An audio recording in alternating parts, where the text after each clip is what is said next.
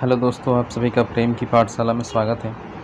आज हम लोग झारखंड प्रीवियस ईयर क्वेश्चन की सीरीज़ में जेएसएससी एसआई 2017 के सेट नंबर 10 को हम लोग आज देखेंगे। इसमें क्या क्या क्वेश्चन पूछा गया था।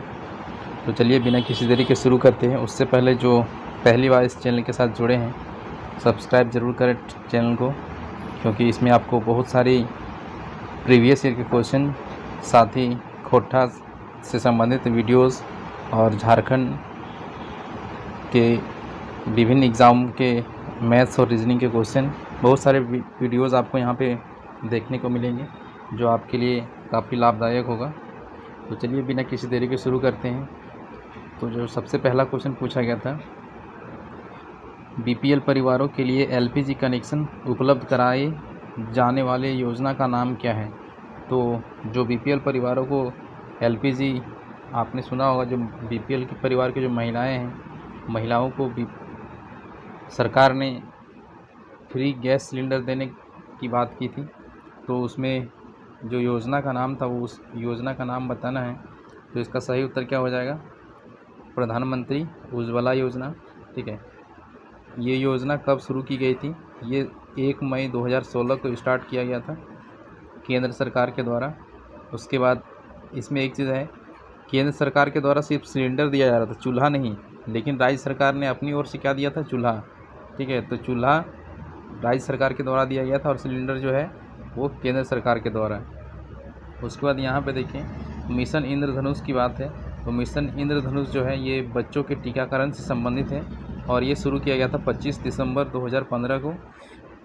उसके बाद अटल पेंशन योजना है, ये शुरू किया गया था 9 मई 2015 को।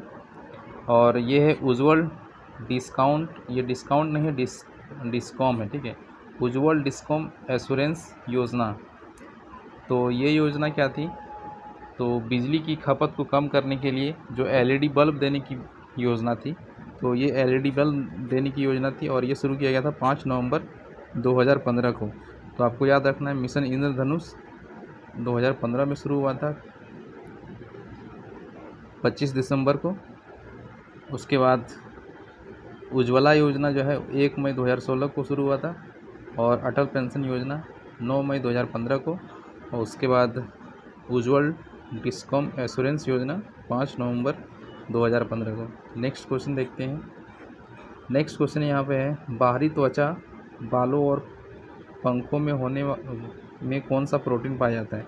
तो जो त्वचा है, बाल है और पंख, और इसके साथ नाखून भी आप ले सकते हैं। ठीक है, नाखून, इसमें कौन सा प्रोटीन पाया जाता है?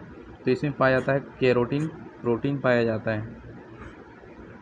नेक्स्ट है, जलवायु परिवर्तन 2015 पर संयुक्त राष्ट्र फ्रेमवर्क कन्वेंशन के 21वें सम्मेलन का आयोजन कहाँ पे हुआ था? ये पूछा गया था। तो ये क्या है? UNFCCC, United nation framework convention on climate change. तो ये 2015 के बारे में पूछा गया था, ये आपको नहीं याद रखना है। अभी जो आपको याद रखना है, UNFCCC का जो कन्वेंशन हुआ था, सम्मेलन हुआ था, ये COP 26, 27, 28 इसके नाम से जाना जाता है। COP का मतलब होता है कॉन्फ्रेंस ऑफ पार्टीज़।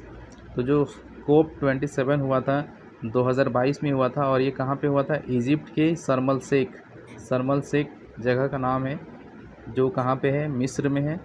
और जो COP 28 है, ये कहाँ पे होने वाला है? जर्मनी के बॉन शहर में होने वाला है। तो आपको ये पता होना चाहिए कि COP 27 कहाँ पे हुआ था और 28 कहाँ पे होने वाला है। तो बॉन में होने वाला है। उसके बाद नेक्स्ट क्वेश्चन हम लोग देखते हैं, भारत के किस राज्य में पंचमढ़ी जीव मंडल रिजर्व स्थित है? तो ये पंचमढ़ी जीव मंडल रिजर्व कहाँ पे है? Biosphere reserve. तो पंचमढ़ी जो है वो कहाँ है? मध्य प्रदेश में है। उसके बाद झारखंड राज्य में कितने जिलों का विभाजन है? ये जिलों का विभाजन है का मतलब क्या हुआ कि कितने प्रमंडल है, कितने प्रमंडल में बांटा गया है, ये आपसे पूछा गया है। तो कितने प्रमंडल है? 5 प्रमंडल है, जिसमें कौन कौन सा है? कोल्हान है। उसके बाद उत्तरी छोटा नागपुर है, उत्तरी छोटा नागपुर। उसके बाद दक्षिणी छोटा नागपुर। उसके बाद संथाल परगना।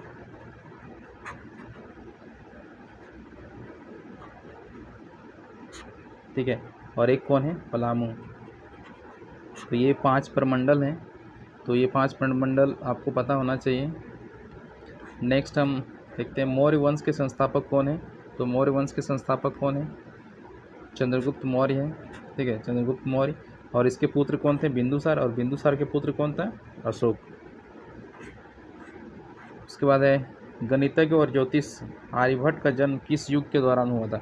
तो जो आर्यभट्ट है गणितज्ञ, इनका जन्म कब हुआ था, ये इनका जन्म कब हुआ था, इनका जन्म हुआ था ईसा पीरियड में, यानी कि गुप्ता पीरियड में, यानी कि गुप्त वंश के समय में हुआ था। तो सबसे पहले ये जान लेते हैं कि गुप्ता का जो पीरियड था ये कब से कब तक था। तो ये 319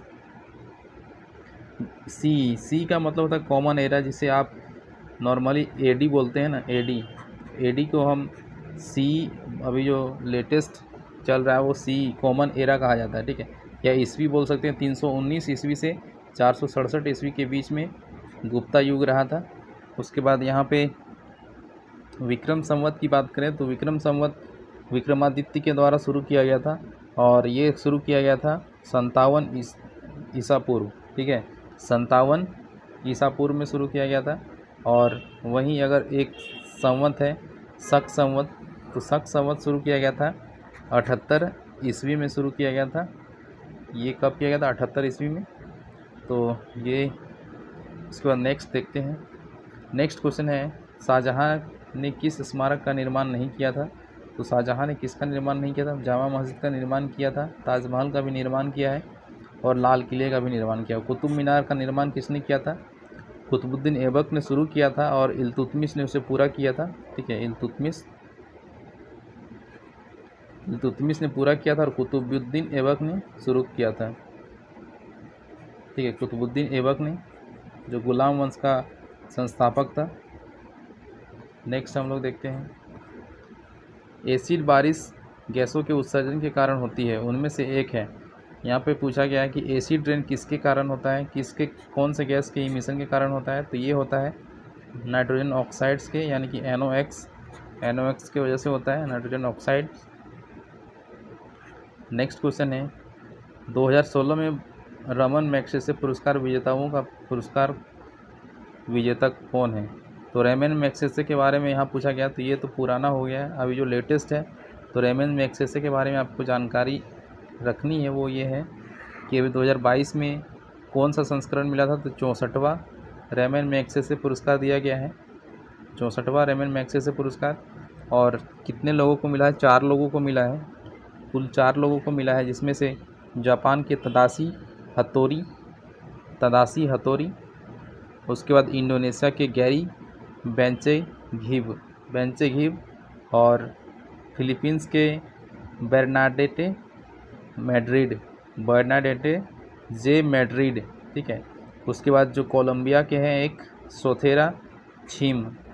तो आपको बस याद रखना है, लास्ट का नाम याद रखें, काफ़ी थोड़ा अगर टफ लग रहा है तो आप बस इसको याद रखें, हटोरी नाम याद रखें। उसके बाद गैरी नाम याद रखें, ठीक है, हटोरी नाम रखें, गैरी याद रखें। उसके बाद मैड्रिड नाम याद रखें, और उसके बाद क्या नाम रखें, सोथेरा या फिर चीम, सोथेरा या चीम, दोनों में से कोई सा भी नाम याद रख सकते हैं।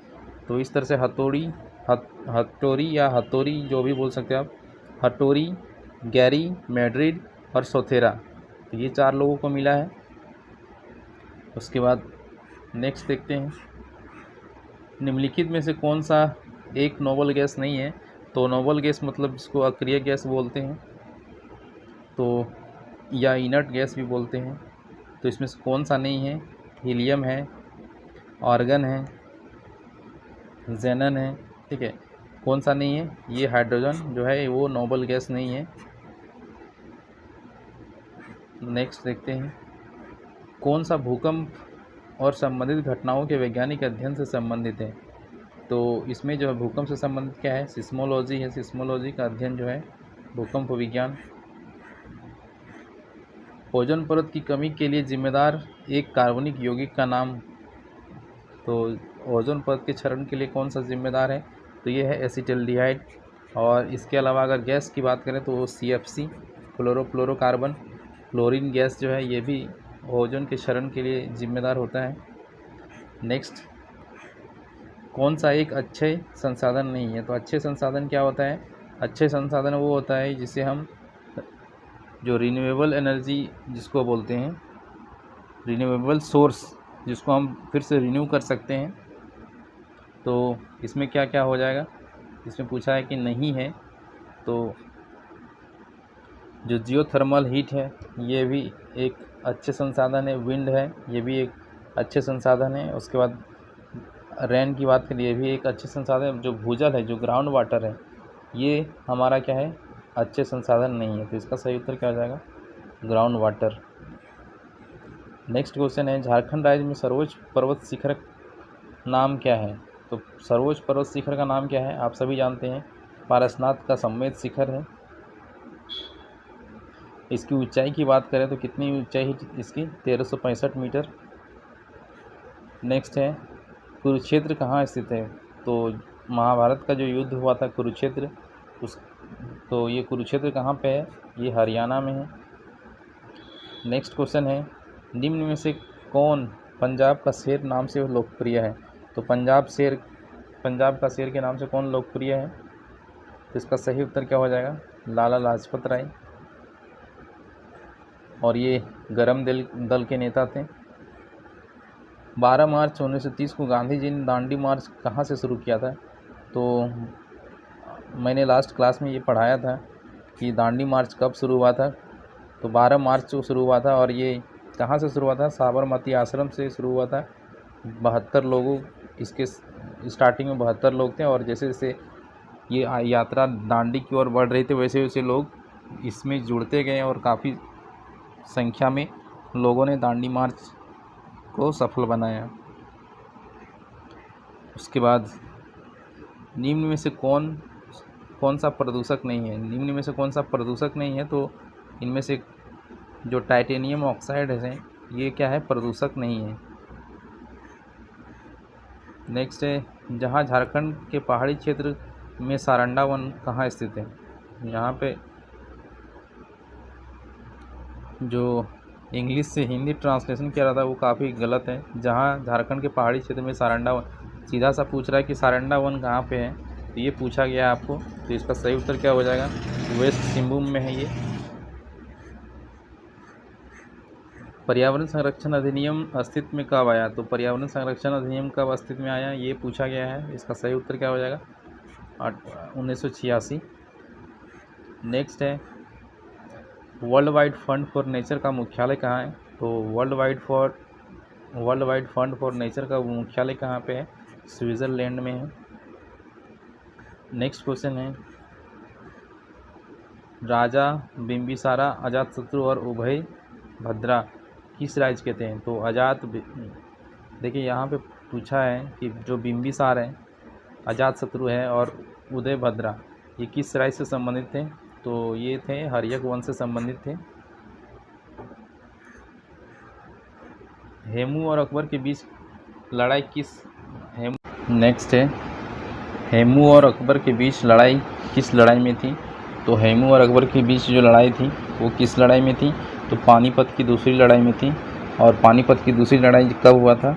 1556 को हेमू और अकबर के बीच में। और पानीपत की पहली लड़ाई की बात करें तो ये बाबर और इब्राहिम लोदी के बीच में हुआ था, जिसमें बाबर की जीत हुई थी। और ये कब हुआ था? 1526 को हुआ था। उसके बाद पानीपत की तीसरी लड़ाई की बात करें तो ये 1761 में हुआ था, जिसमें अहमद शाह अब्दाली और मराठों के बीच ये युद्ध हुआ था। और इस युद्ध में अहमद शाह अब्दाली की जीत हुई थी। और अगर हम प्लासी की बात करें तो ये हुआ था 23 जून 1757 को ये हुआ था युद्ध। और इस युद्ध में किसके बीच में हुआ था? तो ये युद्ध हुआ था सिराजुद्दौला, बंगाल के नवाब सिराजुद्दौला और अंग्रेज़ों के बीच। तो अंग्रेज़ों की ओर से जो नेतृत्व किया था वो किसने किया था? रॉबर्ट क्लाइव ने किया था। और इसमें अंग्रेज़ों की जीत हुई थी। नेक्स्ट क्वेश्चन है, कौन सी पर्वत पास है जो भारतीय राज्य सिक्किम और चीन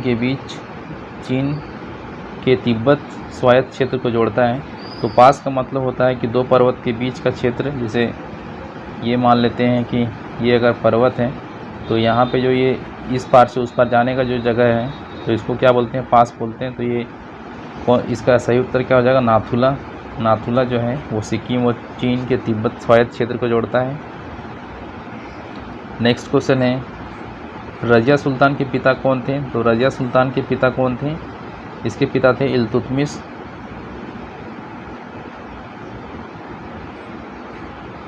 स्वतंत्रता सेनानी का नाम जो हसरत के नाम से कविता लिखता था, तो ये अशफाकुल्ला खान जो है ये हसरत के नाम से कविताएं लिखते थे। नेक्स्ट क्वेश्चन है, जलियांवाला बाग नरसंहार कब हुआ था? तो ये जलियांवाला बाग नरसंहार 13 अप्रैल 1919 को हुआ था, 13 अप्रैल 1919 को। नेक्स्ट है, भारत में कितनी बार आपातकाल की घोषणा की गई थी? तो भारत में अभी तक जो है वो कितनी बार आपातकाल की घोषणा हुई है? कुल अभी तक 3 बार आपातकाल की घोषणा हुई, 3 बार। कितनी बार? 3 बार हुआ है। और कब कब हुआ है? ये 1962 में भारत और चाइना के युद्ध के समय, और भारत पाकिस्तान युद्ध के समय 1971 में, और एक बार इंदिरा गांधी के द्वारा आंतरिक कारणों से आपातकाल लगाया गया था। और ये किस आर्टिकल के तहत लगा था? तो आर्टिकल 352 के तहत लगाया गया था, राष्ट्रीय आपात, नेशनल इमरजेंसी। वहीं अगर राज्य इमरजेंसी की बात करें तो 356 के द्वारा लगाया जाता है, और आर्टिकल 360 के द्वारा जो है वित्तीय आपात लगाया जाता है। और अभी तक भारत में वित्तीय आपात एक बार भी नहीं लगा है। ठीक है। नेक्स्ट, आज़ादी के भारतीय संघर्ष के लिए किसने इस नारे में स्वराज मेरा जन्मसिद्ध अधिकार है और मुझे यह होगा कहा था? तो ये किसने कहा था? बाल गंगाधर तिलक ने कहा था, बाल गंगाधर तिलक। नेक्स्ट है, अब यहाँ पे देखिए साइंस के क्वेश्चन आ गया। अब साइंस में जो पूछा गया था, आपकी आंखों तक पहुँचने से पहले वस्तु से प्रकाश किरणें क्रॉस होती है, इसलिए प्रकाश सूक्ष्मदर्शी द्वारा देखी गई छवि डैश होगी। तो क्या होता है, आंखों में पहुँचने से पहले जो लाइट होता है वो एक दूसरे से वो क्या होता है, क्रॉस होता है, इसलिए सूक्ष्मदर्शी के द्वारा देखी गई जो तस्वीर होती है, यानी जो इमेज होता है वो क्या होता है, इन्वर्टेड और अप डाउन। ठीक है, upside down, inverted and upside down, यानी कि व्युत्क्रमित और आश्रित। नेक्स्ट है, अंतिम पंक्ति में बैठे हुए एक छात्र को ब्लैक बोर्ड पढ़ने में कठिनाई होती है, वह डैश से पीड़ित है। यानी कि अगर यहाँ पे अगर ब्लैक बोर्ड लगा हुआ है और ये बच्चा यहाँ पे दूर पे बैठा हुआ है, तो दूर से इसको देखने में दिक्कत हो रहा है, दूर से देखने में दिक्कत हो रहा है, यानी कि उसको सामने से साफ साफ दिखेगा। तो इसमें याद रखेंगे आप, जहाँ से अच्छा से दिखेगा वही दोष होगा। यानी कि अगर दूर से किसी को क्लियर दिख रहा है तो वो दूर दृष्टि दोष होगा, अगर किसी को सामने से अच्छा दिख रहा है तो वो निकट दृष्टि दोष होगा। तो इसको क्या है, दूर से नहीं दिख रहा है, सामने से इसको दिखता है अच्छा से। तो इसको ये पूछा है कि किससे वो पीड़ित है, तो वो जो है निकट दृष्टि दोष से वो पीड़ित है। तो इसके लिए उसको क्या करना पड़ेगा, कॉन्केव लेंस लगाना पड़ेगा, चश्मा, कॉन्केव लेंस यानी कि अवतल लेंस का। उसके बाद जो दूरदृष्टि होता है, तो दूरदृष्टि के लिए कौन सा चश्मा यूज़ किया जाता है, कन्वेक्स लेंस का यूज़ किया जाता है। ज़रा दूरदर्शिता जो होता है उसमें बाइफोकल लेंस का इस्तेमाल किया जाता है इसको दूर करने के लिए। और इसके अलावा एक और दोष होता है एस्टिग्मेटिज्म। ये क्या होता है, इसके लिए सिलेंड्रिकल लेंस का यूज़ किया जाता है। और भेंगा पेन का मतलब आप समझते होंगे कि जो तिरछा देखते हैं वो। नेक्स्ट है, एक अंतरिक्ष यात्री को आकाश नीले रंग की बजाय काला दिखाई देता है, क्योंकि तो हमें आसमान जो है नीला क्यों दिखाई देता है, क्योंकि हमारे पास यहाँ वातावरण है, अंतरिक्ष में वातावरण नहीं है, इस वजह से उन्हें क्या दिखता है, काला दिखता है। बैटरी सेल शक्ति आपूर्ति आदि संवाहक के चारों ओर डैश बनाए रखने में सहायता करती है। तो ये क्या बनाए रखने में सहायता करती है। सेल शक्ति आपूर्ति विभवांतर पोटेंशियल डिफरेंस बनाए रखने में सहायता करती है।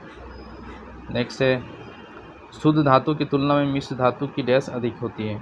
तो शुद्ध धातु की तुलना में मिश्र धातु की क्या अधिक होती है? तो रेजिस्टिविटी अधिक होती है। यानी कि रेजिस्टिविटी का मतलब ये होता है कि जिसकी रेजिस्टिविटी ज़्यादा होगी उसका रेजिस्टेंस उतना ही अधिक होगा। यानी कि वो अपने ऊपर से जब उससे करंट फ्लो होगा तो वो उसका उसका प्रतिरोध ज़्यादा करेगा। ठीक है। नेक्स्ट है आँख का डैश आँख से वस्तु की न्यूनतम दूरी है जिसे बिना तनाव के स्पष्ट रूप से देखा जा सकता है। तो जो न्यूनतम दूरी है, ठीक है, उसको क्या बोलते हैं? निकट बिंदु, और ये है 25 सेंटीमीटर। नेक्स्ट है सिरके का उपयोग अचार में होता है। क्योंकि सिरके का उपयोग अचार में क्यों किया जाता है? तो इसका उपयोग इसलिए किया जाता है कि क्योंकि जो सूक्ष्म जीव है वो उस पर हमला ना कर सके, तो सूक्ष्म जीवों से उसको बढ़ने से रोकता है। Prevent the buildup of micro organism. Next है एक निष्क्रिय गैस है, एक इनर्ट गैस है। इनमें से कौन सा एक इनर्ट गैस है? तो इसमें क्या है? हीलियम जो है। अभी हम लोगों ने इससे पहले ऊपर में देखा था एक क्वेश्चन। तो हीलियम क्या है? एक निष्क्रिय गैस है। नेक्स्ट है आधुनिक आवर्त नियम कहता है कि तत्वों के रासायनिक और भौतिक गुण उनके डैश के आवर्त फलन होते हैं। तो तत्वों के जो भौतिक और रासायनिक गुण होते हैं वो डैश के आवर्त फलन होते हैं। क्या? एटॉमिक नंबर के, परमाणु संख्या के क्या होते हैं? आवर्ती फलन होते हैं। नेक्स्ट है धातु खींचकर उसे पतली तार में धातु को खींचकर उसके पतली तार बनाने के गुणधर्म को डैश कहते हैं। तो कोई धातु को अगर हम उसको खींचकर पतली तार बनाते हैं तो वो जो गुण होता है वो गुण क्या कहलाता है? तन्यता कहलाता है, डक्टिलिटी कहलाता है। नेक्स्ट है इनमें से कौन मनुष्य को पाचन प्रक्रिया में मदद नहीं करता है? तो इनमें से कौन पाचन प्रक्रिया में मदद नहीं करता है? पित्त मदद करता है, बलगम, लार्मे, प्रोटीन या पेप्सिन। तो इसका सही उत्तर क्या होगा? बलगम जो है वो पाचन प्रक्रिया में मदद नहीं करता है। नेक्स्ट है टमाटर में ऑक्जेलिक एसिड नामक अम्ल होता है। तो ये सही है, गलत है, क्या है? तो ये जो है स्टेटमेंट सही है। नेक्स्ट क्वेश्चन है धमनियों के बारे में बताया गया है यहाँ पे। तो आपने पढ़ा होगा धमनी और सीरा। तो धमनी क्या होता है? शुद्ध रक्त को ले जाता है कहाँ से? हृदय से शरीर के बाकी अंगों तक ले जाता है। और जो सीरा होता है वो जो अशुद्ध रक्त होता है वो शरीर के विभिन्न हिस्सों से कहाँ ले आता है? हृदय के पास। तो धमनी का काम क्या है? शुद्ध रक्त को ले जाना हृदय से, दिल से शरीर के अन्य भागों में। ऑक्सीजन युक्त रक्त को दिल से शरीर के अन्य भागों में ले जाती है। तो इसका सही उत्तर क्या हो जाएगा? 1 नंबर। नेक्स्ट है किसी इलेक्ट्रिक सर्किट में प्रत्यक्ष शक्ति के लिए उपयुक्त होने वाली इकाई है। तो इसकी इकाई कौन सी है? इसका सही उत्तर हो जाएगा वोल्ट एम्पियर। नेक्स्ट है आधुनिक आवर्त सारणी के अनुसार प्रत्येक आवर्त में बाईं से दाईं ओर। तो जब भी आवर्त सारणी में हम बाईं से दाईं जाते हैं, लेफ़्ट टू राइट जाते हैं, तो क्या होता है? जो मेटेलिक कैरेक्टर होता है वो डिक्रीज करता है और मेटेलिक कैरेक्टर डिक्रीज करता है। नॉन मेटेलिक, देखिए यहाँ पे ये क्या है ना, ऑप्शन इसमें गलत दिया हुआ है। जो इसका आंसर होना चाहिए तो ये होना चाहिए कि मेटेलिक कैरेक्टर जो है वो डिक्रीज करता है और नॉन मेटेलिक कैरेक्टर जो है वो क्या करता है? वो इंक्रीज़ करता है। ठीक है, तो इसका ऑप्शन ही गलत था। तो इसका सही उत्तर ये 2 होना चाहिए। अगर यहाँ पे इंक्रीज होता तो आपको याद रखना है जब भी हम लेफ़्ट टू राइट जाते हैं तो मेटेलिक कैरेक्टर डिक्रीज करता है और नॉन मेटेलिक कैरेक्टर जो है वो इंक्रीज़ करता है। और अगर टॉप टू बॉटम जाएंगे तो इसका अपोजिट हो जाएगा। नेक्स्ट है यहाँ पे, पेट से भोजन के निकास को डैश द्वारा नियंत्रित किया जाता है जो इसे छोटी मात्रा में छोटी आंत में भेजता है। तो इसका सही उत्तर क्या हो जाएगा, स्फिंक्टर मांसपेशी। तो सबसे पहले आप ये जान लीजिए कि जो भोजन भोजन का जो पाचन होता है वो कहाँ से शुरू होता है। तो भोजन का पाचन कहाँ शुरू होता है, ये मुख से शुरू होता है और उसके बाद ये मुख के बाद किस में जाता है, ये ग्रास नली में जाता है, ग्रास नली में। ग्रास नली के बाद फिर कहाँ पे जाता है, ये जाता है आमाशय में। आमाशय के बाद फिर ये कहाँ जाता है, छोटी आंत में। छोटी आंत के बाद कहाँ जाता है ये भोजन, ये बड़ी आंत में ये बड़ी आंत में जाता है। और फिर बड़ी आंत के बाद जो मल द्वार होता है, मल द्वार या फिर जिसको हम गुहा बोलते हैं, वहाँ से फिर जो है ये मल बाहर निकल जाता है। ठीक है, तो ये सीक्वेंस होता है ये पाचन क्रिया का। और हमारा जो पाचन कहाँ से होता है, मुख से शुरू होता है। नेक्स्ट है, एक ही प्रजाति के व्यक्तियों की शारीरिक दिखावट अलग अलग होती है जिसका कारण है। तो एक ही प्रजाति के जो लोग होते हैं उसका दिखावट अलग अलग किसकी वजह से होता है, तो वो फिनोटाइप की वजह से होता है। सदिश बलों द्वारा उत्पादित किसी वस्तु का त्वरण सदिश बलों के परिणाम से डैश अनुपातिक होता है तथा सदिश बल के ही दिशा में होता है और वस्तु के द्रव्यमान से डैश अनुपातिक होता है। तो इसका सही उत्तर क्या हो जाएगा, जो त्वरण सदिश बलों के परिणाम से क्या होता है, डायरेक्टली प्रोपोर्शनल होता है, यानी कि सीधे अनुपातिक होता है। और वस्तु के द्रव्यमान से क्या होता है, व्युत्क्रम होता है। तो इसका सही उत्तर क्या हो जाएगा, 2 नंबर में। आधुनिक आवर्त सारणी में समूह 1 से समूह 18 तक डैश ऊर्जा बढ़ती है। तो समूह 1 से 18 तक कौन सी ऊर्जा बढ़ती है, तो इसमें आयनीकरण ऊर्जा जो है वो बढ़ती है। नेक्स्ट है, अग्नाशय क्रमशः प्रोटीन और वसा की प्रोसेसिंग के लिए डैश और डैश का स्रवण करती है। तो अग्नाशय जो है वो किस हार्मोन का स्रवण करती है, तो ये करती है ट्रिप्सिन और लाइपेज का।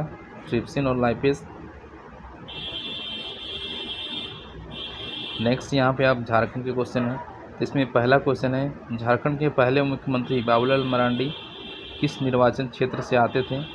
तो ये जो है ये रामगढ़ से आते थे। और अभी अगर वर्तमान में बात करें तो बाबूलाल मरांडी किस निर्वाचन क्षेत्र से हैं, तो ये अभी जो है वर्तमान में ये धनवार से हैं। ठीक है, ये धनवार, ये किस जिले में पड़ता है, ये गिरिडीह जिले में पड़ता है धनवार।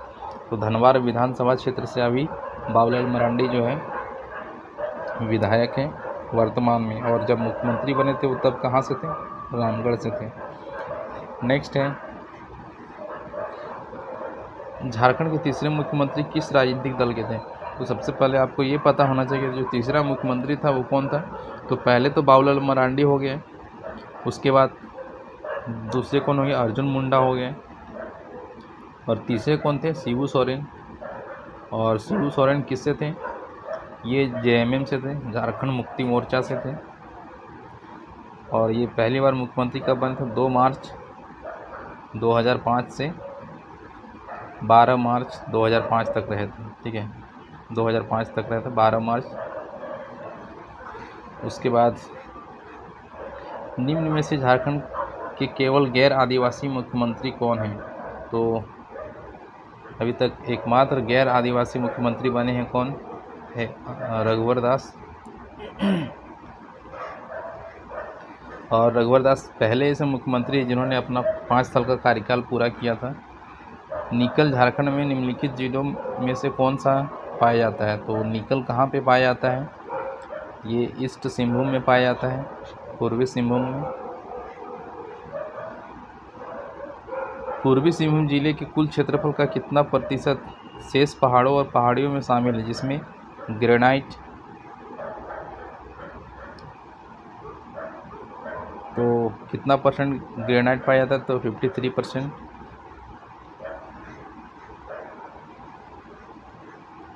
गिरिडीह जिला झारखंड से किस ज़िले से बना है? तो गिरिडीह जिला जो है वो झारखंड से बोकारो और धनबाद से मिलकर बना था। धनबाद से, जिसमें बोकारो के 6 ब्लॉक और धनबाद के 2 ब्लॉक को मिला के गिरिडीह का निर्माण किया गया था। यहाँ पे जो ऑप्शन का सही उत्तर दिया था वो हज़ारीबाग दिया है, और ऑप्शन में गिरिडीह बोकारो तो है लेकिन धनबाद नहीं है, तो ये इसका जो आंसर दिया था इसमें हज़ारीबाग दिया था, जो कि गलत होगा। ठीक है, नेक्स्ट क्वेश्चन है, झारखंड के गिरिडीह जिले में प्रचुर मात्रा में कौन सा खनिज पाया जाता है? तो गिरिडीह जिले में सबसे ज़्यादा कौन सा खनिज पाया जाता है? माइका। गिरिडीह के अलावा माइका कहाँ कहाँ पाया जाता है? ये कोडरमा, चतरा और हज़ारीबाग, ये बाकी 3 ज़िले गिरिडीह के अलावा जहाँ पे माइका पाया जाता है। नेक्स्ट है, योगिनी शक्तिपीठ किस देवी से जुड़ी हुई है? तो योगिनी शक्तिपीठ जो है ये सती से जुड़ी हुई है, सती से। नेक्स्ट है, लगभग कितने गांव झारखंड राज्य में मौजूद हैं? तो जो झारखंड राज्य में मौजूद गांव हैं, गांवों की संख्या वो है 32,620। नेक्स्ट है, झारखंड में आदिवासी समूह के लिए हंटर समूह का प्रकार है। तो किसके लिए हंटर समूह का प्रकार क्या है? तो ये क्या हो जाएगा? हील खड़िया। नेक्स्ट क्वेश्चन है, अनुसूचित क्षेत्र के आदेश के तहत 2003 झारखंड में कितने जिलों को अधिसूचित क्षेत्र के रूप में पहचाना गया था? तो 2003 में जो है 15 जिलों को अधिसूचित क्षेत्र के रूप में पहचाना गया था। सावन के महीने में किस तरह का त्यौहार मनाया जाता है? तो इसमें किस तरह का त्यौहार मनाया जाता है? हरियाढ़। नेक्स्ट है, झारखंड के पलामू जिले में निम्नलिखित जनजातियों में से कौन सा पाया जाता है? तो पलामू में कौन सा जनजाति पाया जाता है? इसका सही उत्तर क्या होगा? कोरबा। कोरबा के अलावा जो है खरवार है। ठीक है, खरवार भी कहाँ पाया जाता है? पलामू में ही पाया जाता है। ये दोनों जो है ये पलामू में पाया जाता है, खरवार और कोरबा, लेकिन इसमें आंसर जो है वो सिर्फ कोरबा को दिया गया है। झारखंड के पश्चिम में कौन सा राज्य स्थित है? तो झारखंड के पश्चिम में कौन सा है? तो झारखंड जो है, झारखंड के ईस्ट में है वेस्ट बंगाल, वेस्ट में है छत्तीसगढ़ और यूपी, छत्तीसगढ़ यूपी, और नॉर्थ में कौन सा है? बिहार, और साउथ में कौन सा है? उड़ीसा। यहाँ क्या पूछा है? पश्चिम में पूछा है। पश्चिम में क्या क्या है? यूपी है, तो यहाँ पे यूपी ऑप्शन में नहीं, छत्तीसगढ़ है, तो छत्तीसगढ़ से इसका सही उत्तर हो जाएगा। नेक्स्ट क्वेश्चन है, हज़ारीबाग किस राष्ट्रीय मार्ग पर स्थित है? तो हज़ारीबाग जो है वो NH 33 पर स्थित है। इसके बाद झारखंड में सबसे ऊंचा जलप्रपात कौन सा है? तो सबसे ऊंचा जलप्रपात जो है वो कौन सा है? ये लोधा फॉल है। यहाँ पे लोध फॉल लिखा है लेकिन ये एक्चुअल में लोधा फॉल है, लोधा फॉल। ठीक है, ये और ये कहाँ पे है? ये लातेहार पे है। बोकारो शहर किस नदी के तट पर बसा है? बोकारो शहर जो है वो बोकारो दामोदर नदी के किनारे पे बसा हुआ है। ठीक है, दामोदर नदी कहाँ से निकलती है? छोटा नागपुर पठार से निकलती है, और बंगाल की खाड़ी में ये गंगा में ये हुगली में जाके ये मिल जाता है, और इसे बंगाल का शौक भी कहा जाता है दामोदर को। 2011 की जनगणना के अनुसार झारखंड में प्रदेशीय राजमार्ग की कुल लंबाई कितनी है? तो जो प्रादेशीय राजमार्ग है उसकी कुल लंबाई जो है वो कितनी है?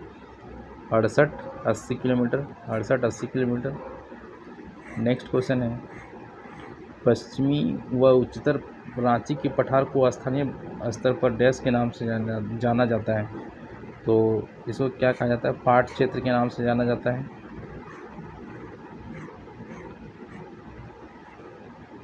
कर्क रेखा झारखंड के किस शहर को बीच से काटती है? तो जो कर्क रेखा है वो झारखंड से भी गुजरती है, जिसमें से ये जो है रांची को बीच से काटती है। नेक्स्ट है झारखंड की औसत सालाना वर्षा क्या है? तो झारखंड की जो औसत सालाना वर्षा है वो है 1400 mm।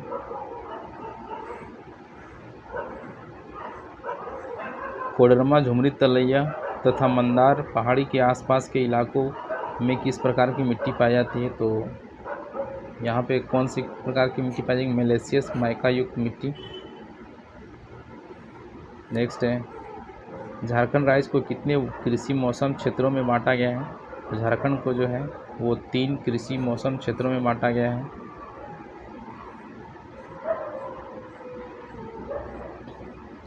झारखंड का शाब्दिक अर्थ क्या है? तो झारखंड का शाब्दिक अर्थ क्या है? जंगल की भूमि, जंगल की भूमि। नेक्स्ट क्वेश्चन है झारखंड के किस शहर को मैनचेस्टर ऑफ ईस्ट कहा जाता है? तो मैनचेस्टर ऑफ ईस्ट किसे कहा जाता है? झारखंड की राजधानी की रांची को। नेक्स्ट है एल्युमिनियम का कारखाना झारखंड में किस वर्ष स्थापित हुआ था? तो एल्युमिनियम कारखाना जो है ये झारखंड में कहाँ पे है? हिंडाल्को बोलते हैं, हिंडाल्को। और ये कहाँ पे है? ये है मुरी में, मुरी में। तो दोस्तों इसमें सही उत्तर जो दिया है वो 1937 दिया है, लेकिन इसकी स्थापना 1938 में हुआ था। लेकिन इसमें भी एक कन्फ्यूज़न क्या है कि अगर आप हिंडाल्को के जो होम पेज पे जाएंगे, यानी कि इसके वेबसाइट पे जाएंगे, तो वेबसाइट में लिखा हुआ है 1948, ठीक है। तो आप ऑप्शन के अकॉर्डिंग करेंगे, जैसा आपको ऑप्शन मिलेगा। अगर 1938 रहेगा ऑप्शन में तो आप 1938 को लगाएंगे, और अगर 1938 नहीं रहा तो 37 को ही लगाएंगे आप, ठीक है। और ये 1948 हालांकि दिया हुआ है उसमें, उसको वेबसाइट में, तो जैसा आपको ऑप्शन मिलेगा उसके हिसाब से करना है आपको। रांची का फाउंड्री फोर्ज कारखाना किस देश से मदद से स्थापित हुआ था? तो जो रांची का फाउंड्री फोर्ज कारखाना है वो किसकी मदद से स्टार्ट हुआ था? ये हुआ था चेकोस्लोवाकिया की मदद से। नेक्स्ट क्वेश्चन है झारखंड में किस जिले में दालमा अभ्यारण्य है?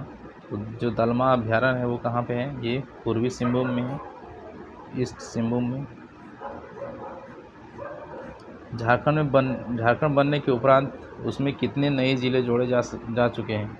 तो जब झारखंड बना था तो उस समय उसमें कितने ज़िले थे?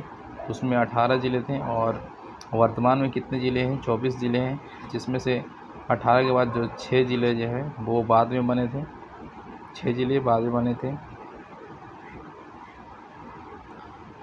Where was Birsa Munda born? Birsa Munda का जन्म कहाँ हुआ था? तो इनका जन्म कहाँ पे हुआ था? रांची के उलिहातू में हुआ था, ठीक है, उलिहातू में हुआ था ये आपको याद रखना है, उलिहातू में इनका जन्म हुआ था। अब हम लोग ये नेक्स्ट लास्ट क्वेश्चन था, तो अब हम लोग नेक्स्ट वीडियो में मिलेंगे।